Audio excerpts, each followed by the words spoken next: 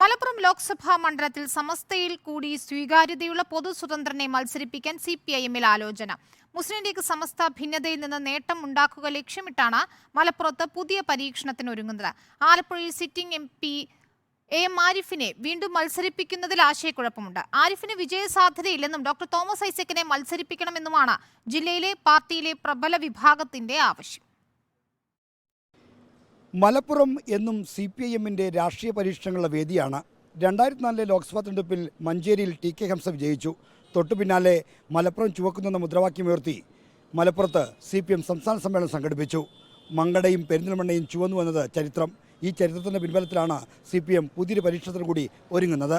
മുസ്ലിം ലീഗും അവരുടെ വോട്ടടിത്തറയായി കരുതപ്പെടുന്ന സമസ്തയും തമ്മിലുള്ള ഭിന്നത രാഷ്ട്രീയമായി പ്രയോജനപ്പെടുത്തുന്നതിന് വേണ്ടിയാണ് പൊതു സ്വതന്ത്രനെ മത്സരിപ്പിക്കുന്ന കാര്യം പരിഗണിക്കുന്നത്. CPM ചിഹ്നത്തിൽ പാർട്ടി നേതാവ് മത്സരിച്ചാൽ ലീഗ് കോട്ടയായ മലപ്പുറത്ത് വലിയ ചലനമുണ്ടാക്കില്ല.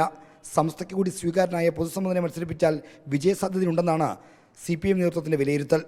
സമസ്തയിലെ ലീഗ് വിരുദ്ധരുമായി ഇക്കാര്യത്തിൽ ആശയവിനിമയം നടക്കുന്നുണ്ടെന്നാണ് സൂചന. സിറ്റിംഗ് സീറ്റായ ആലപ്പുഴയിൽ AM ആരിഫിനെ വീണ്ടും മത്സരിപ്പിക്കുന്നതിൽ ജില്ലാ നേതൃത്വത്തിൽ ഭിന്നസ്വരമുണ്ട്. ആരിഫിനെ വീണ്ടും മത്സരിപ്പിച്ചാൽ വിജയസാധ്യതയില്ലെന്നാണ് നേതൃത്വത്തിലെ പ്രബല വിഭാഗത്തിൻ്റെ നിലപാട്.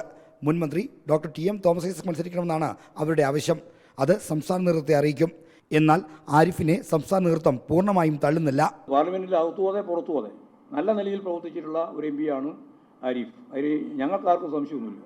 ഈ മാസം പകുതിയോടെ LDF സ്ഥാനാർത്ഥികളെ സംബന്ധിച്ച് വ്യക്തതയാകുമെന്നാണ് നേതൃത്വത്തിൻ്റെ അറിയിപ്പ്.